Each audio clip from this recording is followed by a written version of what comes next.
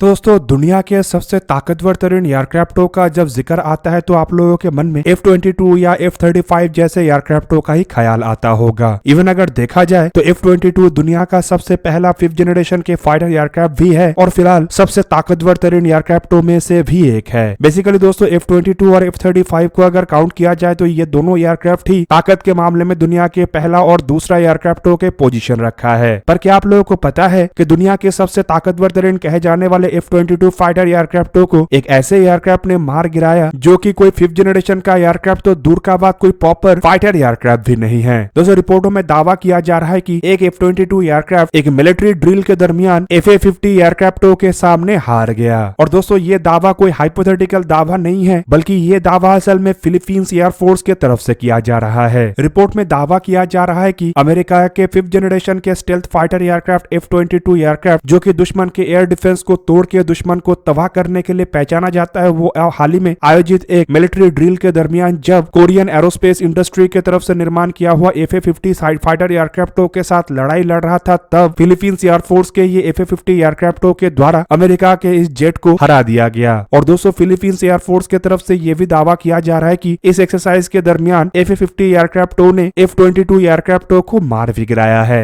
Basically दोस्तों ये जो एक्सरसाइज है इसे कॉफ थंडर एक्सरसाइज कहा जा रहा है और 33 साल के बाद साल 2023 में फिर से इस एक्सरसाइज को फिलीपींस के साथ अमेरिका के द्वारा आयोजित किया गया। अब दोस्तों फिलीपींस साउथ चाइना सी के अंदर स्थित एक बहुत ही महत्वपूर्ण देश है। ऐसे में फिलीपींस अमेरिका के लिए कितना महत्वपूर्ण है इसके बारे में तो आप लोगों को बताने का जरूरत नहीं है और शायद इन्हीं कारणों की वजह से अमेरिका के द्वारा इस एक्सरसाइज के लिए अपने F-22 जैसे ताकतवर तरीन एयरक्राफ्टों को भेजा गया था। पर अमेरिका को शायद पता नहीं था कि अमेरिका को इस तरीके से बेइज्जती का सामना करना पड़ेगा। दोस्तों रिपोर्टों में यह भी दावा किया जा रहा है कि फॉक्स 2 एयरक्राफ्ट जो कि फिलीपीन एयरफोर्स के एक FA-50 एयरक्राफ्ट का कोड नेम था, वो राइट टर्न के दरमियान अमेरिका के F-22 एयरक्राफ्ट को शूट डाउन किया है। और दोस्तों ये भी दावा किया जा रहा है कि असल में इस एयरक्राफ्ट को रेडियो सिग्नल के द्वारा F-22 एयरक्राफ्टों के बारे में पता चला था। एक्सरसाइज का मकसद ये भी था कि फिलीपींस के एयर डिफेंस को F-22 के द्वारा भेजा जाए और फिलीपींस एयरफोर्स को अपने प्रोटेक्शन के लिए इन F-22 एयरक्राफ्टों को दूर भगाया जाए। हालांकि दोस्तों ये कोई रियल कॉम्बैट नहीं था बल्कि एक तरीके के सिमुलेटेड सिचुएशन था, लेकिन फिर भी इस सिमुलेटेड सिचुएशन में अगर ऐसा कोई अनएक्सपेक्टेड घटना घटता है तो ऑब्वियसली ये अमेरिका के लिए एक बहुत बड़ा बात है, जबकि दूसरी तरफ ये फिलीपींस के लिए भी एक बड़ा बात है क्योंकि फिलीपींस फिलहाल चाइना के खिलाफ अपने ताकत को मजबूत कर रहा है और अगर फिलीपींस के जो एयरक्राफ्ट है वो F-22 को चैलेंज कर सकता है तो चाइना के J-20 जैसे एयरक्राफ्टों के लिए तो फिलीपींस के एयर डिफेंस सिस्टम को भेदना काफी मुश्किल होगा। और अगर ये एयरक्राफ्ट अगर फिलीपींस के एयर स्पेस को भेद भी लेता है तब भी फिलीपींस के इन एयरक्राफ्टों से बच के बाहर निकल पाना चाइना के एयरक्राफ्टों के लिए काफी मुश्किल होगा। हालांकि दोस्तों ये कोई ऐसा पहला घटना नहीं है जहां पे F-22 एयरक्राफ्टों को किसी एक कमजोर एयरक्राफ्ट के द्वारा डिटेक्ट किया गया होगा, पर कभी भी इतने कमजोर एयरक्राफ्ट जो कि प्रॉपर फाइटर एयरक्राफ्ट नहीं है उसके तरफ से कभी F-22 या फिर इतने ताकतवर तरीन एयरक्राफ्टों को कभी डिटेक्ट नहीं किया गया और मार गिराना तो दूर का बात। जबकि इससे पहले भी एक एक्सरसाइज के दरमियान इसी तरीके का घटना हुआ था जब फ्रांस के एक राफेल एयरक्राफ्ट ने F-22 एयरक्राफ्टों को डिटेक्ट करके मार गिराया था। हालांकि मिराज 2000 एयरक्राफ्टों को लेके भी कुछ मीडिया में इसी तरीके का दावा किया जाता है लेकिन कभी भी इसे लेके कोई पुख्ता सबूत नहीं आया। दोस्तों अमेरिका के F-22 एयरक्राफ्टों को अगर देखा जाए तो ये दुनिया का पहला 5th जनरेशन के स्टेल्थ एयरक्राफ्ट है और ये एक single piloted twin engine all weather stealth tactical aircraft है जो कि अपने मैन्यूवरेबिलिटी के लिए पहचाना जाता है और ये लॉकहीड मार्टिन कंपनी के द्वारा आज से करीबन 26 साल पहले तब बनाया गया था जब पूरा दुनिया 4.5 जनरेशन के फाइटर एयरक्राफ्टों को बनाने को लेकर मुशक्कत कर रहा था। हालांकि दोस्तों ये एयरक्राफ्ट अभी भी इतना ताकतवर तरीन एयरक्राफ्ट है कि दुनिया के मॉडर्न से मॉडर्न तरीन 5th जनरेशन का एयरक्राफ्ट भी F-22 एयरक्राफ्टों का सामना नहीं कर सकता। दोस्तों इन एयरक्राफ्टों को अमेरिका के द्वारा कोल्ड वॉर के दरमियान डेवलप किया गया था ताकि ये रशिया के ताकतवर तरीन एयर डिफेंस सिस्टमों को भेज सके। हालांकि इन एयरक्राफ्टों के पास एयर डिफेंस सिस्टमों को भेजने के अलावा assault, electronic warfare, signal intelligence जैसे कैपेबिलिटी है। F-22 एयरक्राफ्टों के अगर हथियारों के पैकेज को देखा जाए तब भी ये काफी खतरनाक हथियारों से लैस है जिनमें दुनिया के सबसे ताकतवर तरीन air to air, air to ground missile भी शामिल है। और फिलहाल अगर देखा जाए तो इन एयरक्राफ्टों के स्टेल्थ फीचर भी इतना ताकतवर तरीन है कि दुनिया के बड़े बड़े रैडरों के द्वारा और ताकतवर तरीन से ताकतवर तरीन रैडरों के द्वारा भी इसे पकड़ पाना मुश्किल है। हालांकि दोस्तों किस तरीके से फिलीपींस के एयरफोर्स के तरफ से अपने एयरक्राफ्टों के द्वारा F-22 को पकड़ा गया होगा इसके बारे में तो जानकारी नहीं है, लेकिन मुझे लगता है कि यहाँ पे अमेरिकी एयरफोर्स के F-22 पायलट के द्वारा कुछ ना कुछ गलती किया गया होगा जो कि फिलीपींस के लिए एक पॉजिटिव बात बना। हालांकि दोस्तों इस तरीके का गलती अगर अमेरिकी एयरफोर्स के पायलटों के द्वारा रियल कॉम्बैट के दरमियान किया जाता है तो ये अमेरिका के लिए एक बहुत बड़ा नुकसान हो सकता है। दोस्तों अमेरिका के F-22 एयरक्राफ्टों को अगर देखा जाए तो साल 2005 में इन एयरक्राफ्टों को सर्विस में लाया गया था और रिपोर्ट के मुताबिक करीबन 195 ऐसे एयरक्राफ्टों को अमेरिका के द्वारा बनाया गया जिनमें 187 प्रोडक्शन वेरिएंट और 8 करीबन टेस्ट वेरिएंट है। और दोस्तों इन एयरक्राफ्टों को दुनिया के सबसे ताकतवर तरीन एयरक्राफ्ट ऐसे ही नहीं कहा जाता है बल्कि ये असली में भी दुनिया के सबसे ताकतवर तरीन एयरक्राफ्ट है जिसमें दुनिया के सबसे कॉम्प्लिकेटेड और टेक्नोलॉजिकल एडवांस इंजन के साथ साथ सेंसर्स और एवियोनिक्स का इस्तेमाल हुआ है। जबकि दूसरी तरफ इन एयरक्राफ्टों को मार गिराने वाले FA-50 एयरक्राफ्टों को अगर देखा जाए तो ये साउथ कोरिया के कोरियन एरोस्पेस इंडस्ट्री की तरफ से निर्माण किया हुआ एक ट्रेनर कम लाइट कॉम्बैट एयरक्राफ्ट है। बेसिकली दोस्तों FA-50 एयरक्राफ्टों का जो पहला वेरिएंट T-50 था ये एक एडवांस जेट ट्रेनर था, जबकि बाद में TA-50 के रूप में एक lead in fighter trainer aircraft बनाया गया और FA-50 के रूप में लाइट कॉम्बैट एयरक्राफ्ट को बनाया गया। दोस्तों ये जो एयरक्राफ्ट है ये भी साल 2005 में ही तब इंट्रोड्यूस किया गया था जब F-22 एयरक्राफ्ट बन रहा था। और इन एयरक्राफ्टों को एक प्रॉपर 5th जनरेशन का एयरक्राफ्ट तो दूर का बात एक 4th जनरेशन का एयरक्राफ्ट भी नहीं कहा जाता। दोस्तों साल 2001 से लेकर अब तक करीबन 200 ऐसे एयरक्राफ्टों के अलग अलग मॉडल कोरियन एरोस्पेस इंडस्ट्री की तरफ से बनाया जा चुका है जिसका इस्तेमाल फिलीपींस और साउथ कोरिया के अलावा इंडोनेशिया, इराक, मलेशिया, पोलैंड और थाईलैंड कर रहा है। दोस्तों इन एयरक्राफ्टों को अगर देखा जाए तो इसे फ्लाई करने के लिए 2 क्रू मेंबर का जरूरत होता है और इसके आकार को अगर देखा जाए तो इसका लंबाई 13.14 मीटर मतलब 43 फीट 1 इंच और विंग स्पैन करीबन 9.45 मीटर मतलब 31 फीट के आसपास है। तो वहीं पे दोस्तों इसका हाइट करीबन 4.9 मीटर मतलब 16 फीट 2 इंच है। तो वहीं पे इसके विंग एरिया 23.69 मीटर स्क्वायर मतलब 255 स्क्वायर फीट है। एयरक्राफ्ट का एम्प्टी वेट 6470 किलोग्राम है और maximum take off weight 12300 kilogram है। मतलब F-22 एयरक्राफ्टों के मुकाबले में ये जो एयरक्राफ्ट है ये करीबन 1/3 वजन का है। हालांकि दोस्तों इस वजन में भी करीबन 2655 लीटर इंटरनल फ्यूल होता है, जबकि एयरक्राफ्ट के पेलोड क्षमता को अगर देखा जाए तो एक्सटर्नली करीबन ये जो एयरक्राफ्ट है ये 4.8 टन मतलब 4800 किलोग्राम के पेलोड को कैरी कर सकता है। दोस्तों एयरक्राफ्ट में इस्तेमाल होने वाले इंजन को अगर देखा जाए तो ये असल में अमेरिकी इंजन है जो कि एक जनरल इलेक्ट्रिक के F404 GE102 afterburner turbofan engine है जिसका ड्राई थ्रस्ट करीबन 53 किलो न्यूटन है और मैक्सिमम आफ्टरबर्निंग थ्रस्ट करीब 78.7 किलो न्यूटन है। वहीं पे दोस्तों ये जो एयरक्राफ्ट है इसकी अगर रफ्तार को देखा जाए तो हाई ऑल्टीट्यूड में इसके मैक्सिमम स्पीड करीब 1837.5 किलोमीटर पर आवर मतलब मार्क 1.5 है जो कि F-22 एयरक्राफ्टों के रफ्तार के मुकाबले में काफी पीछे है। जबकि रेंज को अगर देखा जाए तो करीबन 1851 किलोमीटर के रेंज में काम कर सकता है और सर्विस सीलिंग को अगर देखा जाए तो ये 14.6 किलोमीटर से अधिक ऊंचाई मतलब 48,000 फीट के ऊंचाई में काम करने में सक्षम है। जबकि दोस्तों एयरक्राफ्टों में इस्तेमाल होने वाले अगर हथियारों को देखा जाए तो कोरियन एरोस्पेस इंडस्ट्री की तरफ से निर्माण किया हुआ इन एयरक्राफ्टों में एक 20 मिलीमीटर के 3 बैरल वाले रोटेटरी कैनन का इस्तेमाल किया गया है, जबकि इसके अलावा इसमें टोटल 7 हार्ड पॉइंट है जिनमें से 4 अंडर विंग, 2 विंग टिप में और एक अंडर फ्यूसलाज है। और दोस्तों इन हार्ड पॉइंटों में हाइड्रा 70 जैसे रॉकेट, M9 साइडवाइंडर, M120 एमरैम जैसे एयर टू एयर मिसाइलों को लगाया जा सकता है। हालांकि फिलीपींस के एयरफोर्स में जो एयरक्राफ्ट है उसमें M120 जैसे एमरैम मिसाइलों को अब तक नहीं लगाया गया। एयर टू ग्राउंड हथियार के रूप में इसमें फिलहाल AGM-65 का इस्तेमाल हो रहा है, जबकि फ्यूचर वर्जन में KEPD-350 K2 का इस्तेमाल होगा और फ्यूचर वर्जन में एंटीशिप मिसाइल को भी इसमें लगाया जाएगा जिनमें जॉइंट स्टॉक मिसाइल शामिल है। बॉम्ब्स के रूप में ये CVU-97-105 sensor fusion weapon, GBU-12 joint direct attack munition, KGGB, Mark 82-83 spice, SUU-20 जैसे बॉम्ब्स का इस्तेमाल होता है, जबकि इसके अलावा इसमें अपग्रेडेड वर्जन में स्नाइपर टारगेटिंग पोर्ट का भी इस्तेमाल होता है। हालांकि एवियोनिक्स को अगर देखा जाए तो ये F-22 के मुकाबले में कई जनरेशन पुराने एवियोनिक्स का इस्तेमाल करता है जिनमें AN/APG-67 जैसे लॉकहीड मार्टिन के रैडर, एल्टा ELM-2032 जैसे रैडर शामिल है। हालांकि इसके फ्यूचर वर्जन में रेथियोन के active electronical scan array radar और लीग नेक्स 1 ESR-500A air cooled active electronical scan array radar लगाया जाएगा। दोस्तों आप लोगों को क्या लगता है कि FA-50 एयरक्राफ्ट के द्वारा F-22 एयरक्राफ्टों को मार गिराना अमेरिका के लिए कितना बड़ा झटका है? कमेंट करके अपने राय अवश्य दीजिए। दोस्तों आज के इस वीडियो को यहीं पे ही करते समाप्त। किसी और एक दिन किसी और एक वीडियो में मिलेंगे, तब तक के लिए जय हिंद, वंदे मातरम।